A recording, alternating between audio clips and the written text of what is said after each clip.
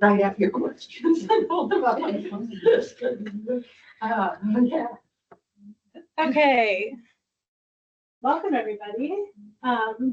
There are a couple of seats up front and scattered if you need one. Thank you all so much for being here today. Welcome to this afternoon's roundtable, Enslavement and Abolition in Antebellum Texts and Contemporary Artist Books. Thank you to those of you who are here in person and online. I'm head of archives and collections, and we're a book librarian here at Ohio University Library.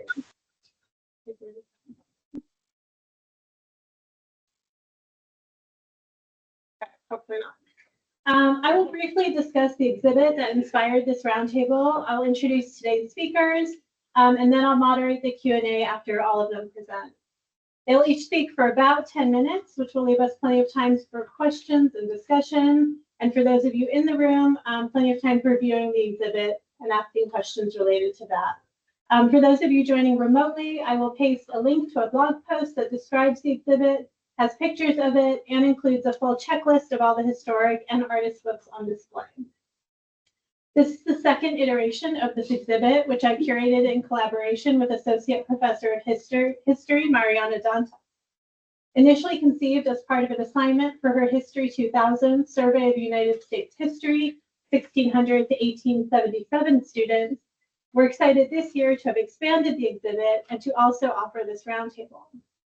In the exhibit, Professor Dantas selected and described the historic texts, while I selected and described the contemporary artist books.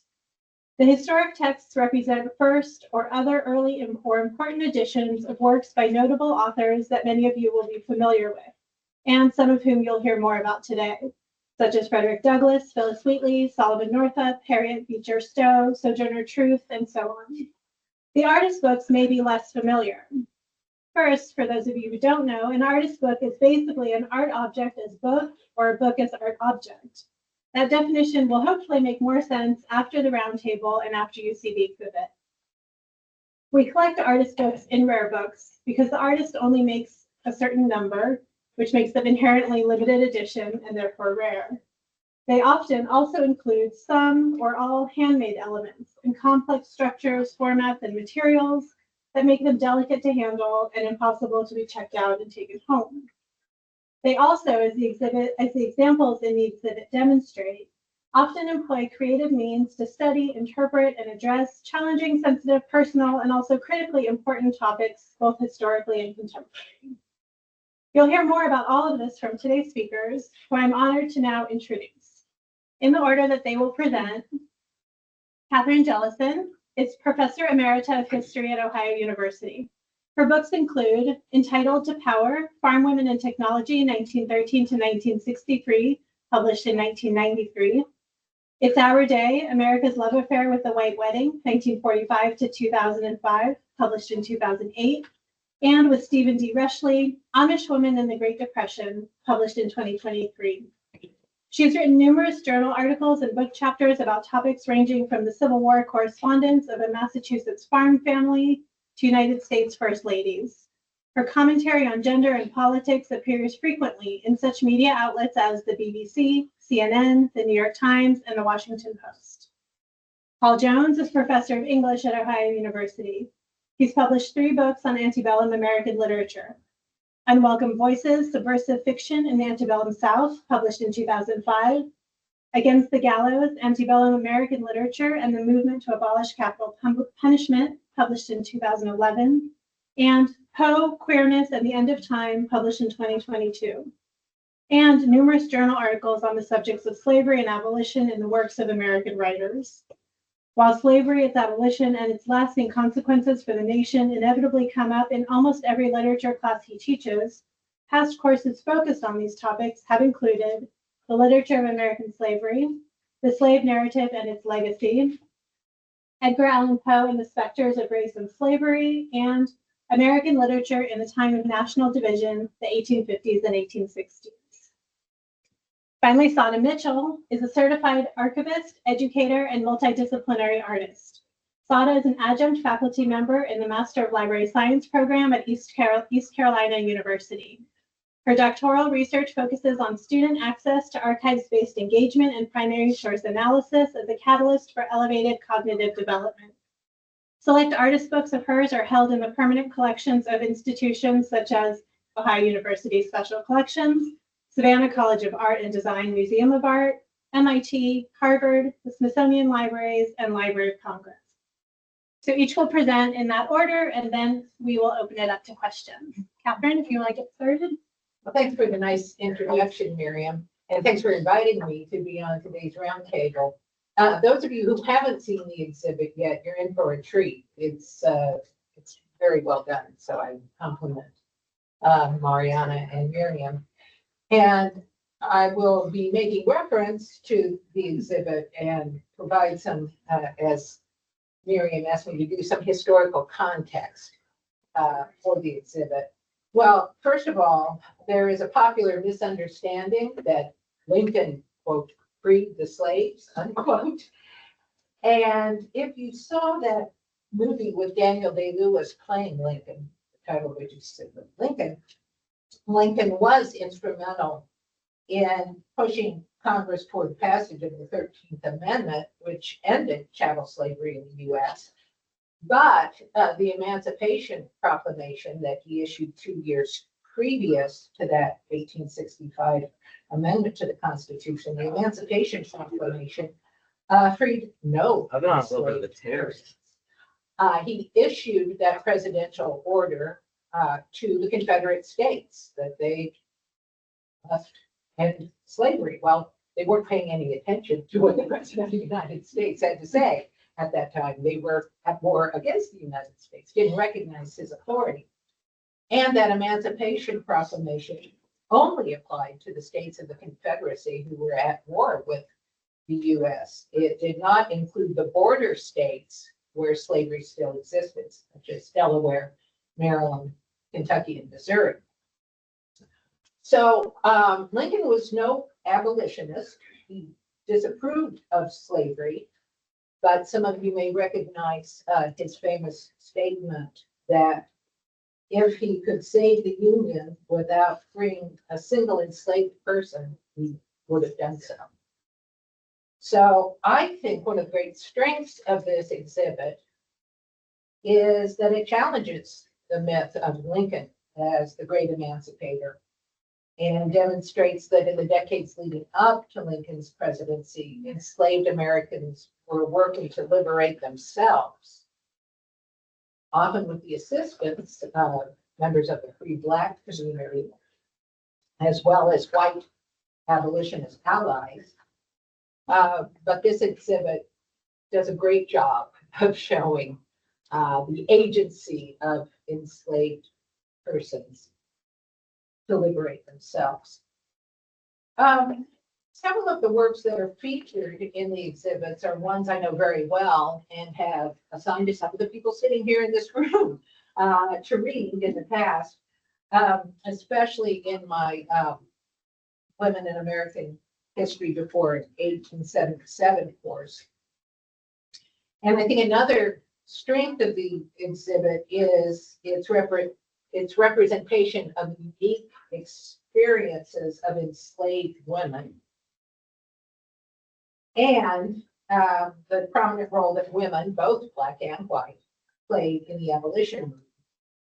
And again, those of you who have taken classes with me or have heard me speak on occasions such as this previously won't be surprised by what I say next, which is, I would argue that it is impossible to accurately understand enslavement and abolition in the pre-Civil War era without placing gender in a prominent position in that story, or more accurately, I guess, place 19th century ideas about gender in a prominent position in the story. I'll give you an example of how central gender is to this story. The exhibit features two classic but contrasting works by people who were born into slavery, who liberated themselves, moved north, and then became active in the abolition movement. And the two works I'm thinking of here are Frederick Douglass's My Bondage and My Freedom, published in 1855, and Harriet Jacobs' Incidents in the Life of a Slave Girl, published in 1861. Both authors intended their works as exposés of the horrors of slavery, of enslavement, but they also meant their books as recruitment tools for the abolition movement.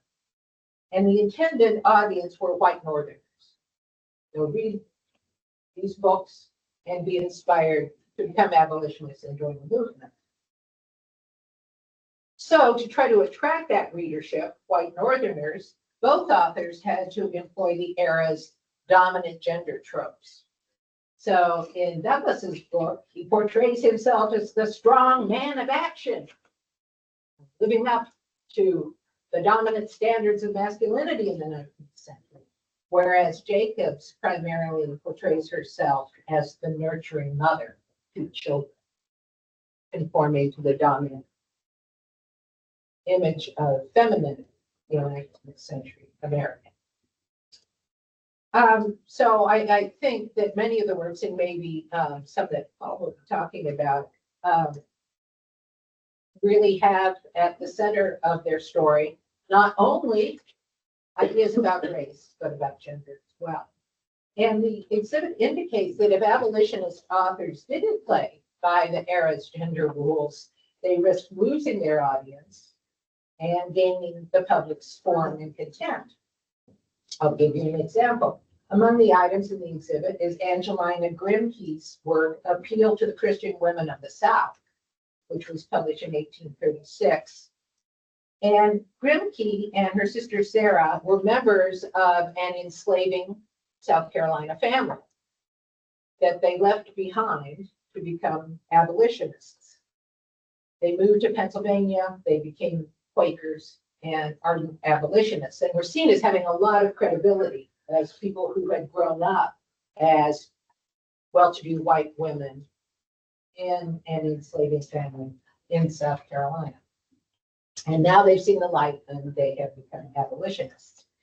Well, in her 1836 appeal, Angelina Grimke spoke about the evils of slavery as she had witnessed it firsthand, including white men's sexual abuse of enslaved Black women. And she urged other Southern white women to join her and her sister Sarah in opposing slavery. In her appeal to Christian women of the South, she says, if you are yourself enslaving people, liberate them. If you have male relatives who are enslavers, push them to emancipate enslaved laborers. And if it means breaking the law to do so, do that too. So her frank discussion of sexual matters and the argument that women should thwart male authority and take matters into their own hands caused both Angelina and her sister Sarah to become pariahs, even among some members of the abolition movement. For example, clergy members belonging to the Congregational Church in Massachusetts, and we need to remember that the Congregational Church, what today we call the United Church of Christ, was one of the most abolition-minded Protestant denominations of the period. And we have to remember that Massachusetts was one of the most abolition-minded states in the Union. So, boy, wouldn't you think, the Congregational clergy of Massachusetts, they would love Angelina Grimke.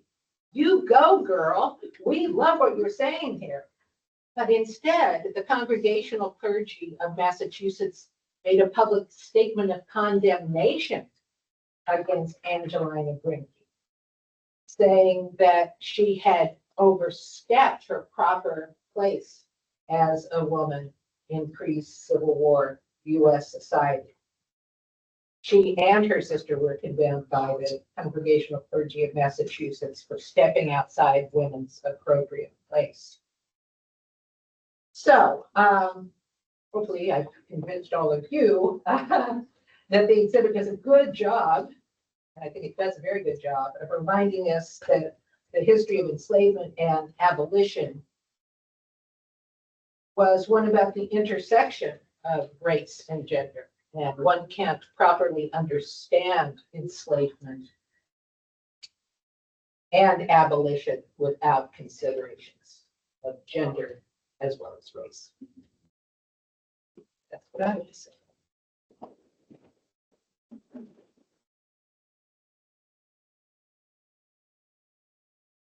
want to thank Miriam and Mariana for asking me to do this, and I'm very pleased to see students who I've talked with some of these texts about before, people who've read Uncle Tom's Cabin or Frederick Douglass with me in the past. It's a pleasure to be here today, talk with you a bit about the literary texts that emerged out of the movement to abolish slavery in the United States, and to think about our continued need to read these texts.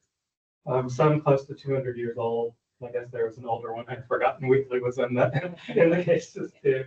And to consider the value and necessity of artists and writers continuing to make art that forces us to reflect on this phase of our national history and its perpetual implications for us as Americans. Sadly, these 19th century texts and the decades of US history that they represent have perhaps never before been so relevant in your lifetime, in my lifetime, as they are to the present moment that we are living in. When I look at the items in the cases from the Antebellum period, I'm led to think about what the displays 150 years from now are going to look like. What stories will the texts from the 2020s teach citizens in the future, looking back at this period? Many of the texts in the cases out there, those written before the Civil War, are works of testimony written by oppressed human beings, daring to speak truth to power, testifying to what has been done to them and their families, and intending to provoke the public, especially those with more privilege and status than the writers had, to act out of moral outrage.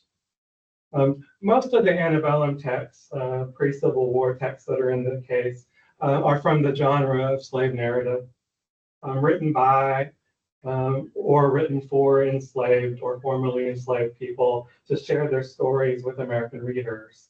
Some of the most famous examples that exist are in the cases. Frederick Douglass's My Bondage and My Freedom, Harriet Jacobs' Incidents in the Life of a Slave Girl, Solomon Northup's 12 Years a Slave, and others that I hadn't heard of before. There were thousands of these published in the form of books, pamphlets, newspaper stories. But I want to say a few words about William Wells Brown's narrative of William Wells Brown, a fugitive slave, written by himself, which is in the case. This book was published in 1847 and recounts Brown's life as a slave in Kentucky and Missouri before he escaped through Ohio to freedom in 1834. And I am going to keep my examples focused on Ohio text because in some ways it was ground zero for so much of what was happening in these decades. Just a couple of passages of Brown's testimony from the narrative's final chapter. And that's the chapter when he's gotten to Ohio. He left a riverboat in Cincinnati, snuck away, and just started walking. I found that I was about 50 or 60 miles from Dayton in the state of Ohio, and between 100 and 200 miles from Cleveland on Lake Erie. And I don't know if he's right about the numbers there. A place I was desirous of reaching on my way to Canada. This, I know, will sound strangely to the ears of people in foreign lands. And so clearly he's imagining an international audience for this text he's publishing. But it is nevertheless true. An American citizen was fleeing from a democratic, Republican, Christian government to receive protection under the monarchy of Great Britain. While the people of the United States boast of their freedom, they at the same time keep 3 million of their own citizens in chains. And while I am seated here inside of Bunker Hill Monument, he eventually was in Boston when he was writing this. Writing this narrative, I am a slave and no law, not even in Massachusetts, and protect me from the hands of the slaveholder. When William left the boat on the Ohio River and started making his way north, he met an old Quaker man named Wells Brown, who housed him for a couple of weeks, helped him recover from frostbite, and got him new clothes and boots. William decided to take this Good Samaritan's name as his own. That's how he became William Wells Brown. Previously, he was William Sandberg, the name of his owner. And he found help again from a white woman as he neared Cleveland, who gave him food in defiance of her husband.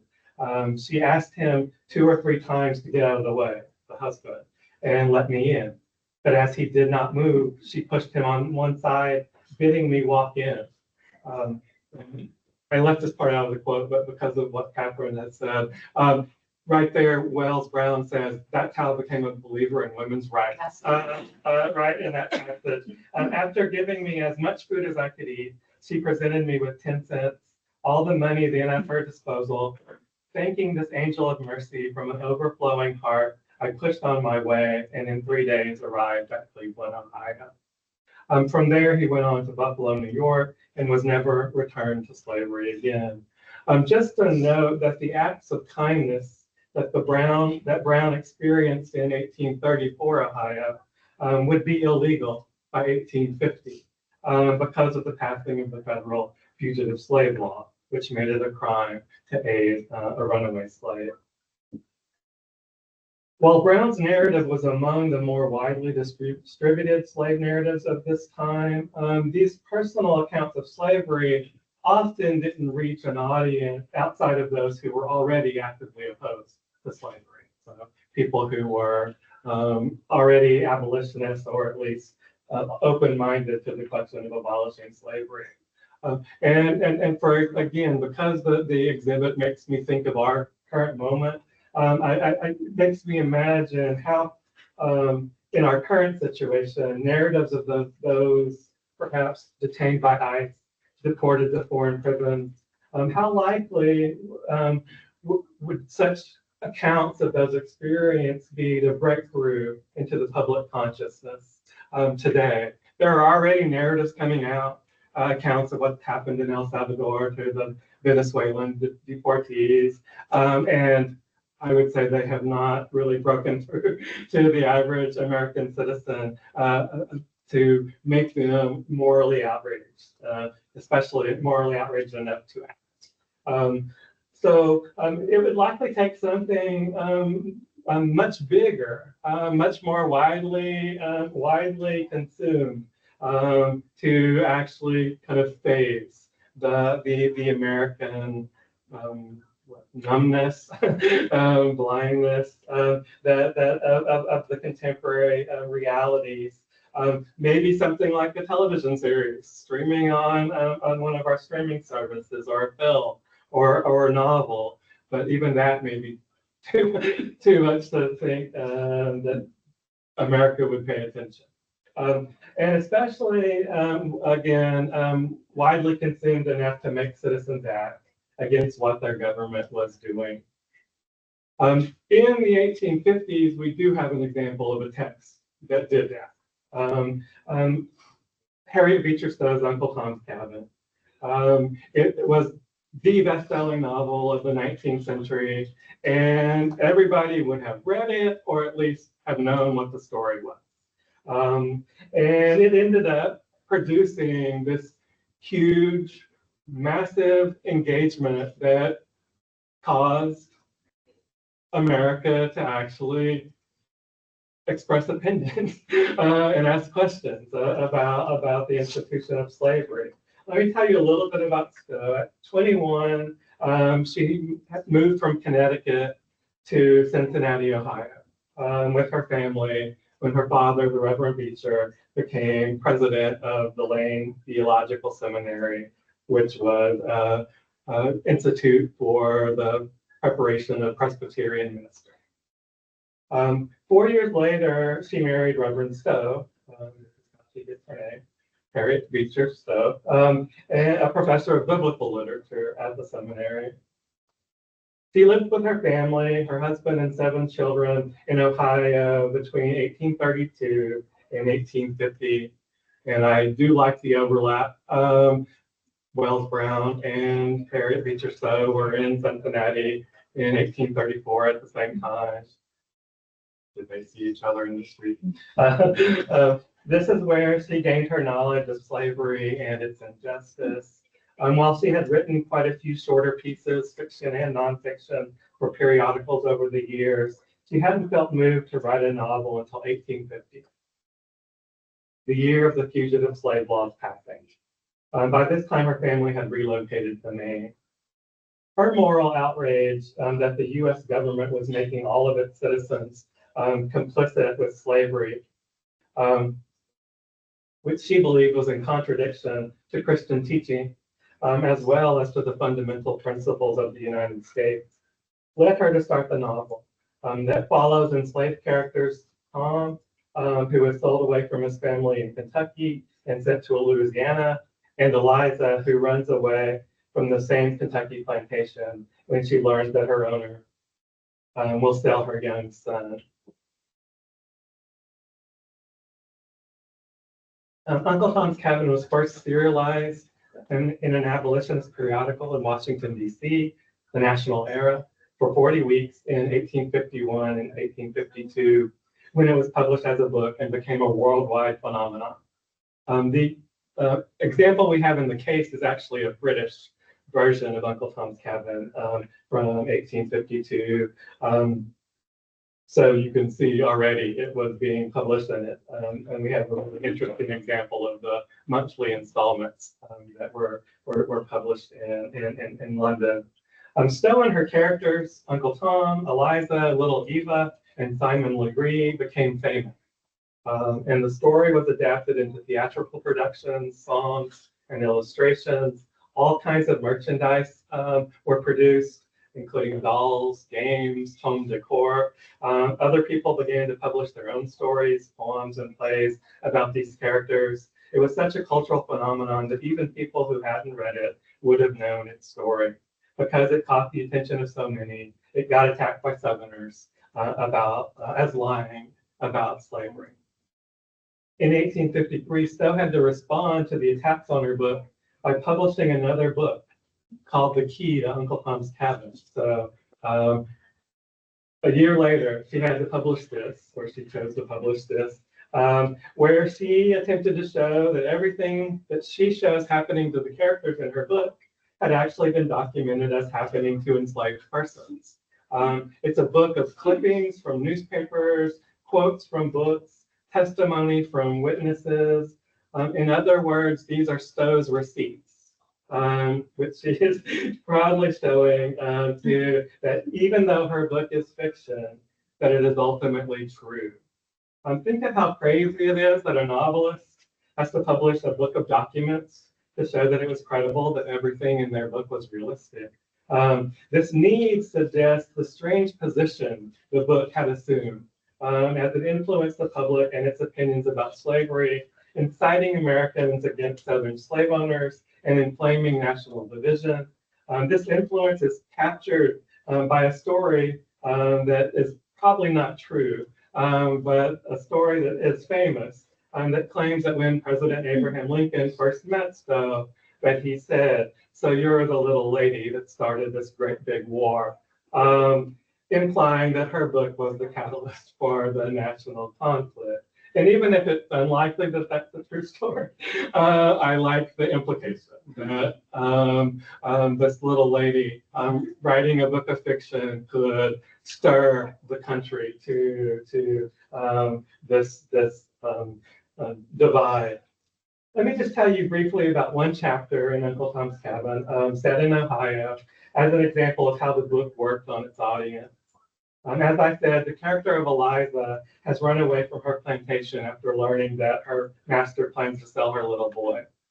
Readers have seen her running from slave traders and their dogs and ethically carrying her sleeping child across the Ohio River by jumping from block to block of frozen ice. And that's a very famous, often illustrated image. It's often on the covers of the paperbacks.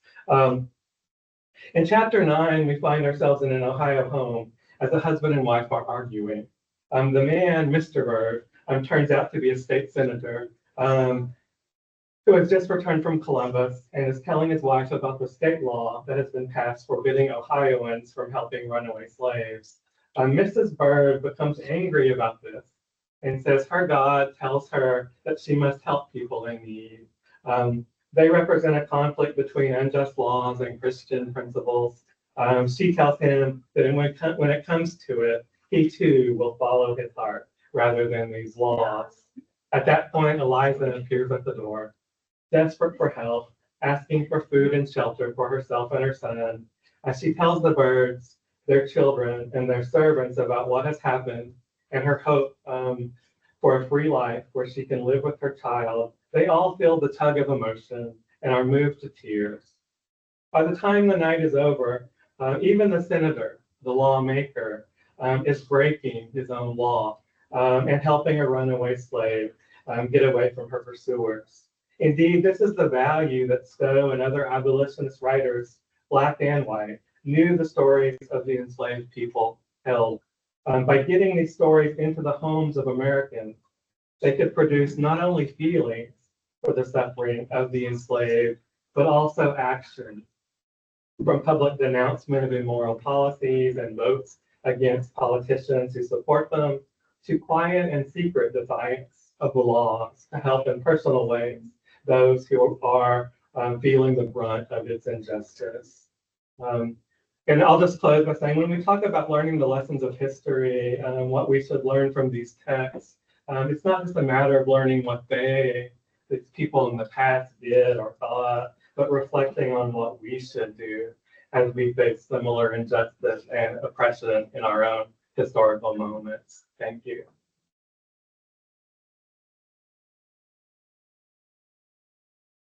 Thank you. All right. Sauda, are you able to, I might have to stop sharing. Are you able to share your screen?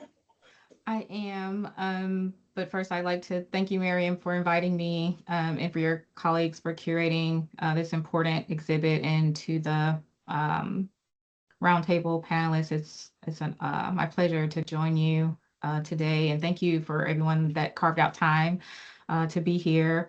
And so in thinking about some of the previous statements that have already been said, I think in terms of the exhibit and the historical timeline of slavery, I see my artist book, Voyage, at the beginning.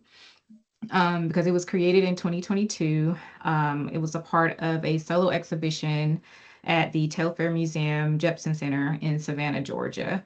And so I had a lot of time to engage with the subject of slavery, being in the location, which was a port where enslaved people were brought in and transported and also sold within the city.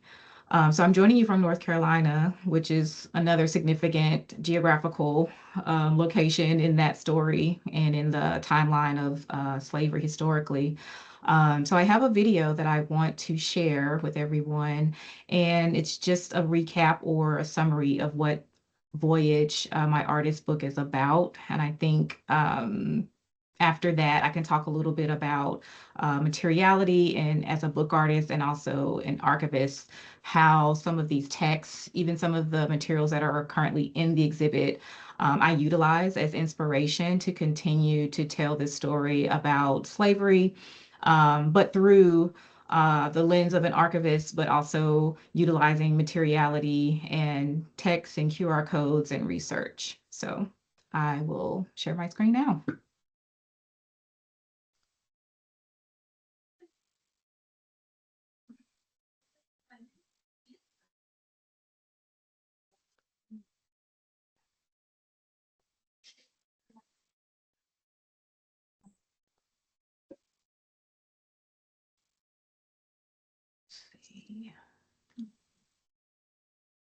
Let me know when you all, can everyone see that? Yes. Okay, perfect. Thank you. Okay.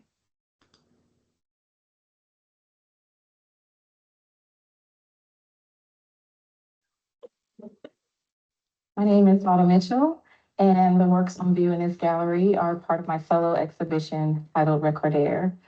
As an educator, archivist, and visual artist, these works represent the intersection of my professional and artistic practices.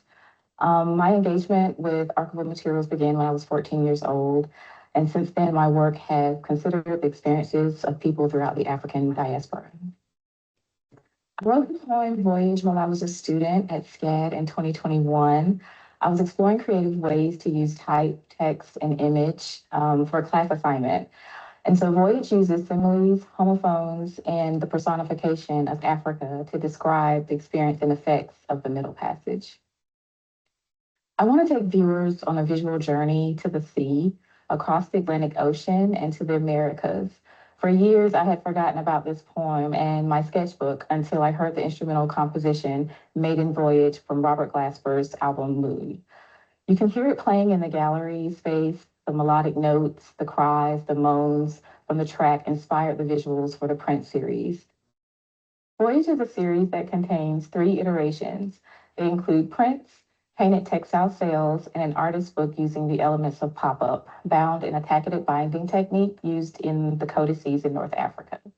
I'm using materials which stem from slavery, cash crops, materials to create the sails such as cotton and indigo dyed fabric, and each sail is embedded with a QR code that links to a digital memorial from the slavevoyages.org project, which is aggregated data that includes slave ship manifest and names of captured people. The last sail links to recorded interviews of formerly enslaved people still living in the 1930s. My intent is for viewers to see, hear, and experience the journey that has shaped our culture and to acknowledge our strength and contributions as we celebrate our resilience. Before the voyage to the sea, we were full with the sun's warmth on our skin, Africa's sun, passing over the warm desert sands, glimmering through the green lush of the bush, bright and shiny as the eyes of our children. Children who will never feel the warmth that our sun can bring. Their skin will never feel the energy that feeds us, has fed us, and our ancestors before us. They will never know the protection of kings in a land fortified by the presence of God, felt since the beginning. A seed of darkness in the deep, dark soul, reaching in the cold, damp earth, rich with possibilities. That seed is snatched. Where fullness once dwelled, the earth is now cold. Slowly, the sun is fading from view behind the trees. Night bugs call to the stars as we march to the sea. Blood marks the path of days with no sun. The love of kinship eroding away like the rocks on the shore which the waves crash against. In fury, for the dark seed will not be replenished back to the cool, damp soil. In its place, longing will grow, longing of kinsmen never to return, never to feel Africa's sun again, the sun that belonged to her, the suns that belonged to her. Waves wash away our names. Humiliation rips away the self that knows the origin of our being. We leave behind our sun, our sons. Darkness cries from the belly of the ship, mirroring the sound of a million bees. Some of them fly away, trying to reach the sun.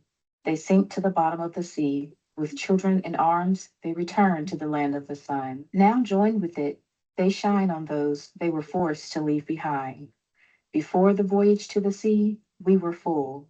And now, all that remains is our skin to remind us of the sun's love, passing over the warm desert sands, glimmering through the lush green bush, bright and shiny as the eyes of our children.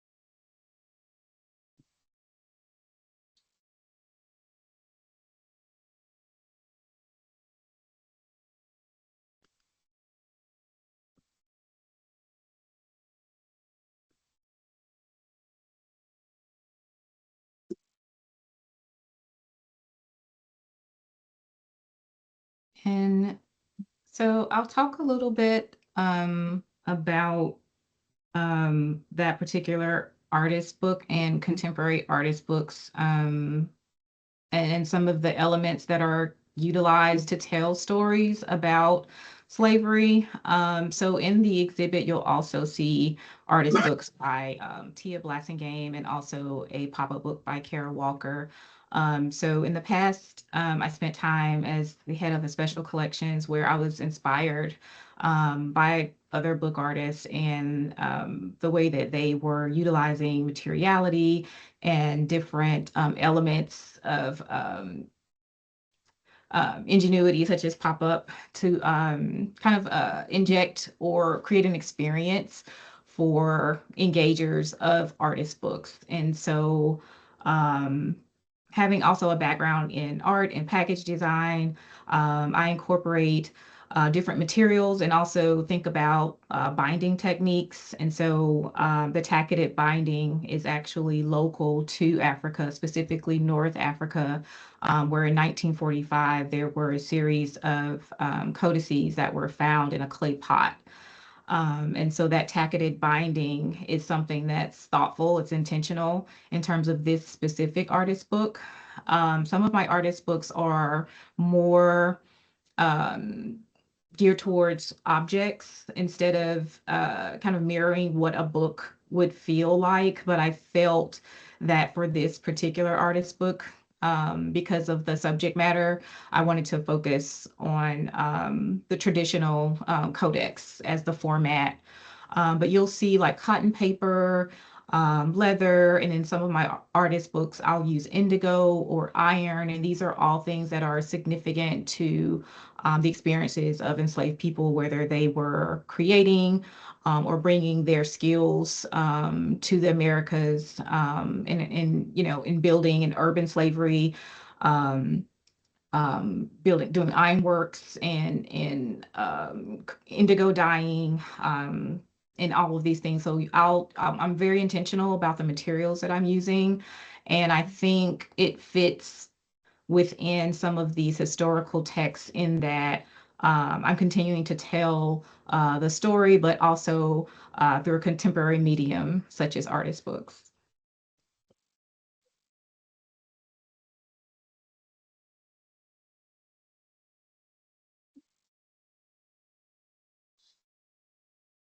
Thank you. You're welcome.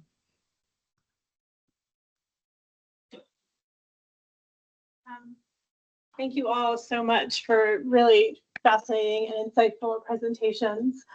We do have time, just about 15 minutes for questions, discussion. So I'd love to open it up to the room. Anyone has any questions?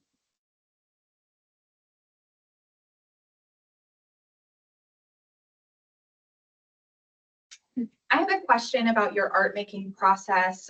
So you have these QR codes that are embedded in your artwork, and I'm curious, do you have any kind of data on if these QR codes have been scanned throughout the years? No, I would love to have that. I think, instances like this, as a book artist, we rarely get a chance to learn how our books are being used as teaching tools in the classroom or in special collections where they're housed. So this sheds light for me about how students are utilizing the artist books. But some of the QR codes actually link out to aggregated data. So I think one of the QR codes in this book links out to a database where you can actually see manifests with names and different paths or different locations where ships picked up enslaved people and they arrived in different areas. So I'm sure that site can kind of aggregate or be able to, say how many people are visiting that site and looking at that information. But as far as a direct connection to the QR codes to understand how many scans, I am not collecting that information. Cool. I was just curious. Thanks. Yeah, thank you.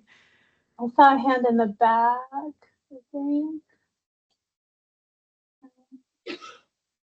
Other questions? I wonder, in the display, how many of those books have been in OU collection for how long? Are they recently added? That's a great question. I'll repeat it so everyone can hear. The question was, of the books in the display, how long have they been in our collections, and when were they added? For most of the historic texts, almost all of them, I've been here 12 years, and they were all here when I got here.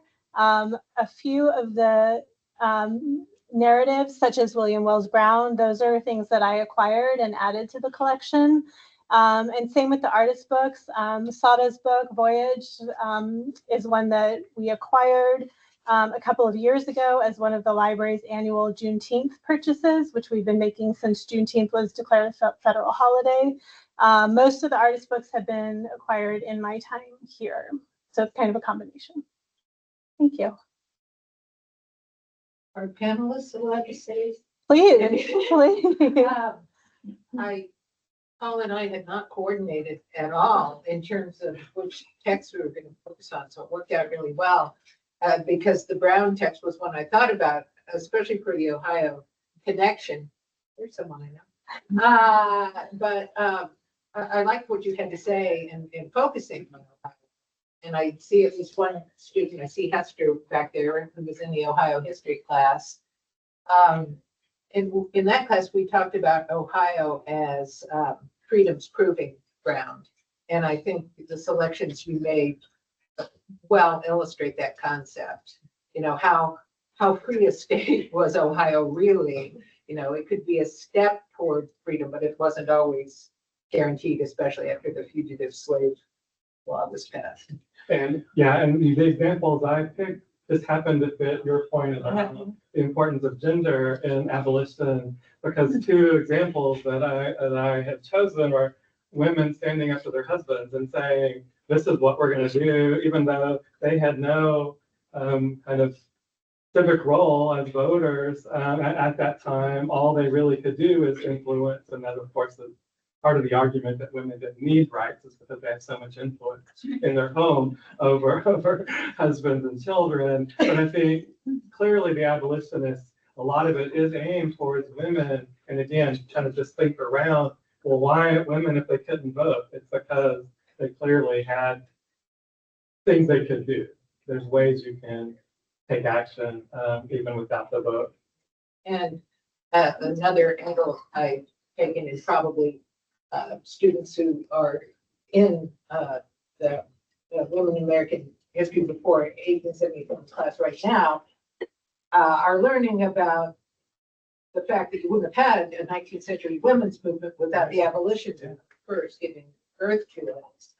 And the only Black attendee at the first women's rights meeting at Seneca Falls in 1848 was Frederick Douglass. So the intersection between those two movements is so important. Yes, question. I was wondering, Miriam and Sauda, if you could speak to this now.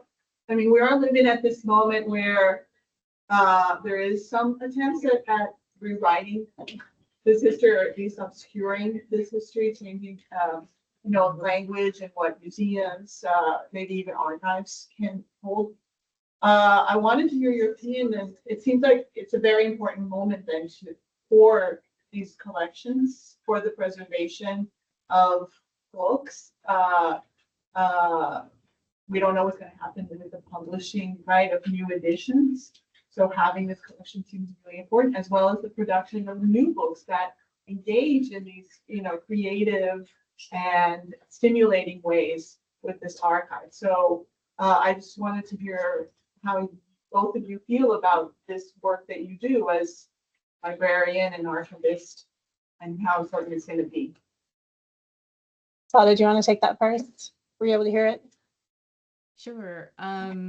Yes, I think even 3 years ago, or when I first started making artist books, I really did not.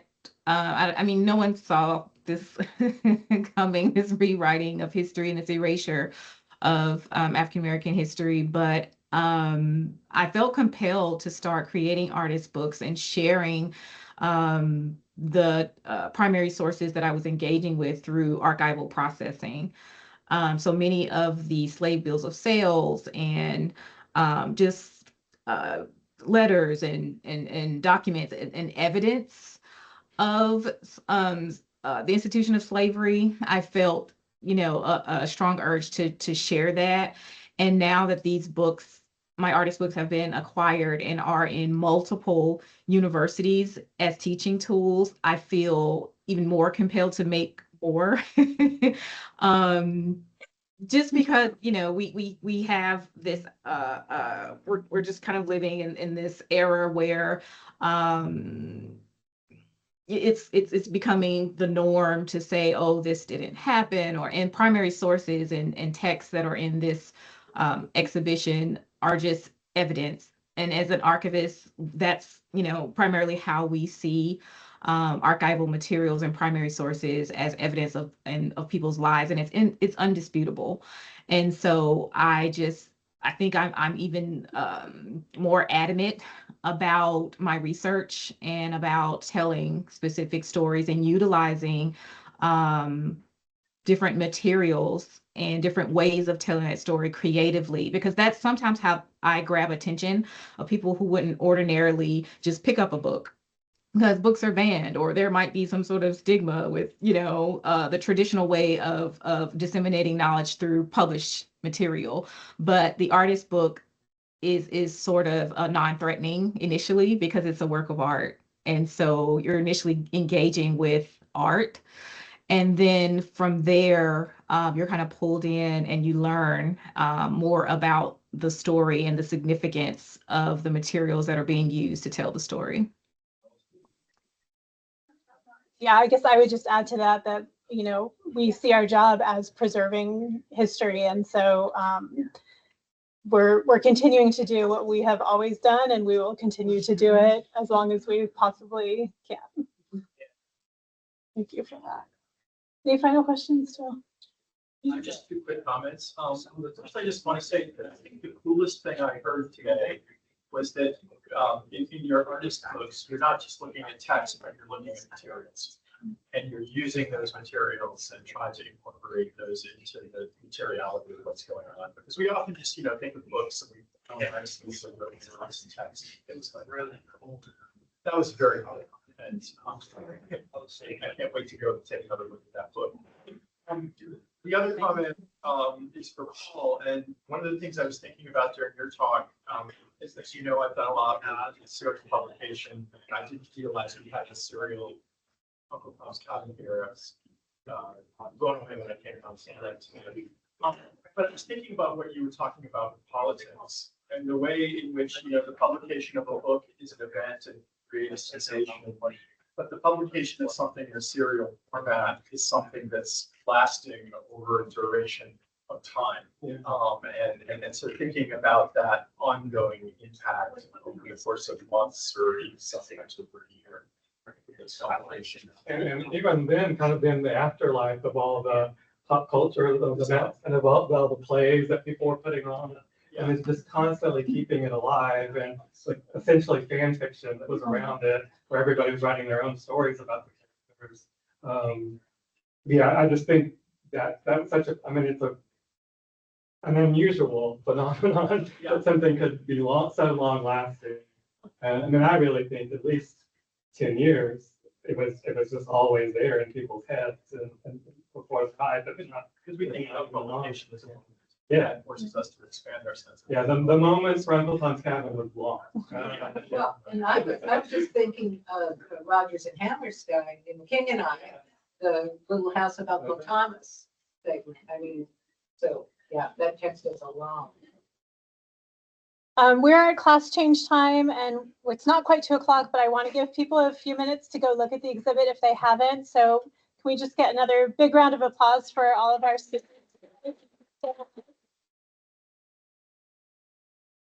again, all of you for being here and get in touch with me. All these books are viewable by anybody. So please don't hesitate to reach out if you want to see more. Sauda, Thank you. Still hear us? I love your work and I love your presentation. Thank you so much. It was a pleasure. Yes.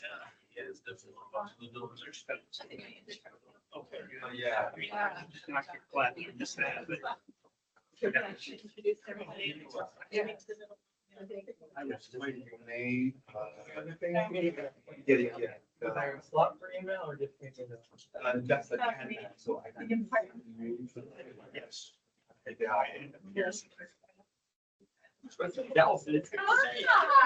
Yes. I saw you walking. Good to see you. I was thinking before, 7:00, and I had. Oh, okay. Good to see you again, too. How's your semester? Wow.